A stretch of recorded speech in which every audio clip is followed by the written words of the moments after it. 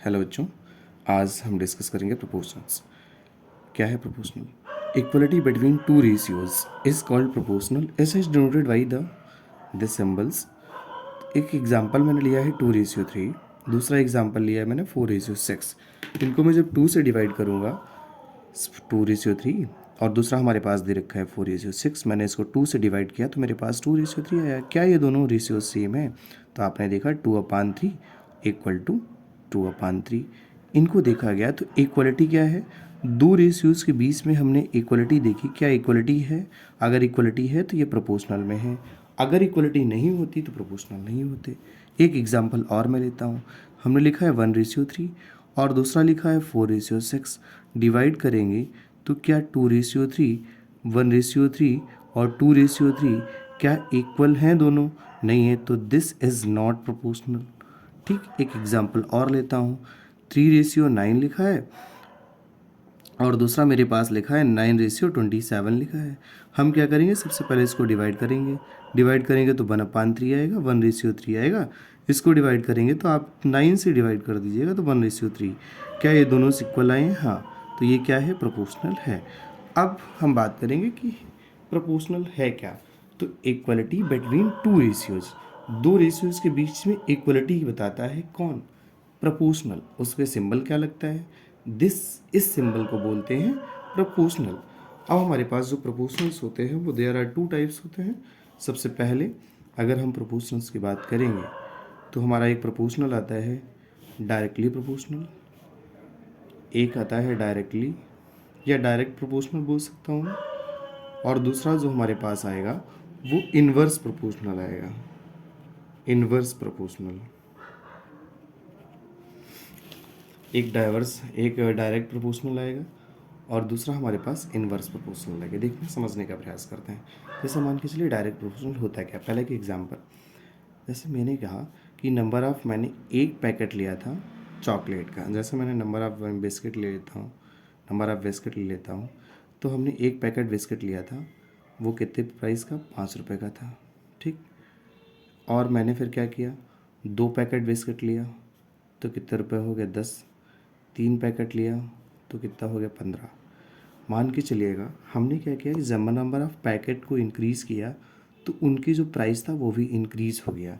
मतलब कि अगर आप एक चीज़ को बढ़ाएंगे तो दूसरी भी चीज़ अगर बढ़ेगी, एक रेशियो को आपने इंक्रीज़ किया तो दूसरा भी अगर इंक्रीज़ होता है तो बोला जाएगा डायरेक्टली प्रोपोर्शनल। या फिर एक चीज़ को आप डिक्रीज़ करेंगे, एक चीज़ को आपने इंक्रीज़ किया था तो दूसरी भी चीज़ इंक्रीज़ हुई। सेकंड, जब आपने एक चीज़ को डिक्रीज़ करेंगे तो दूसरी भी अगर डिक्रीज़ होती है तो बोला जाएगा कि ये डायरेक्टली प्रोपोर्शनल में दे रखे हैं। सपोज दैट, जैसे मान के चलो पहले आप 2 पैकेट बिस्किट के लेते हो 20 रुपीज़ के। अब आपका मन है कि मैं एक पैकेट लूँगा, वो मिलेगा मुझे कितने का? 10 रुपीज़ का। तो आपने क्या किया? एक पैकेट कम किया तो क्या हो गया? प्राइस भी कम हो गया। तो एक को अगर आप इंक्रीज़ करेंगे तो दूसरा भी अगर इंक्रीज़ होता है तो बोला जाएगा वो डायरेक्टली प्रोपोर्शनल में है। सेम रेशियो में होना चाहिए, क्योंकि क्या लगा है? प्रोपोर्शनल साथ में लगा है। फिर जब आपने एक को कम किया तो दूसरा भी कम हुआ, तो ये आपके पास क्या हुआ? सेम रेशियो अगर इनका आता है तो ये बोला जाता है डायरेक्टली प्रोपोर्शनल। क्लियर? अब डायरेक्टली प्रोपोर्शनल का सिंबल क्या होता है? एक एग्जांपल मैंने लिया है x और a लिया है y।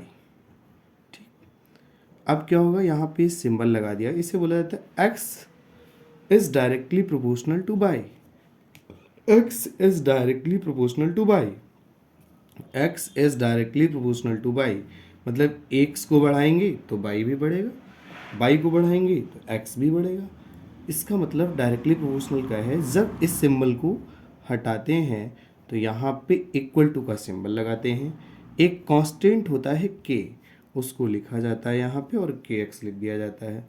इस k को बोला जाता है constant constant proportional constant proportionality. इस कांस्टेंट को बोलते हैं कांस्टेंट प्रपोर्शनैलिटी।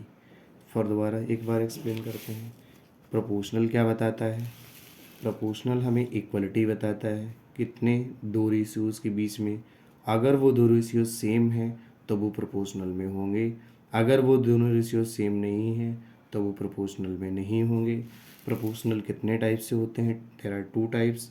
डायरेक्टली प्रोपोर्शनल, अगर एक क्वांटिटीज़ को आपने बढ़ाया तो दूसरी भी अगर बढ़ रही है तो वो डायरेक्टली प्रोपोर्शनल।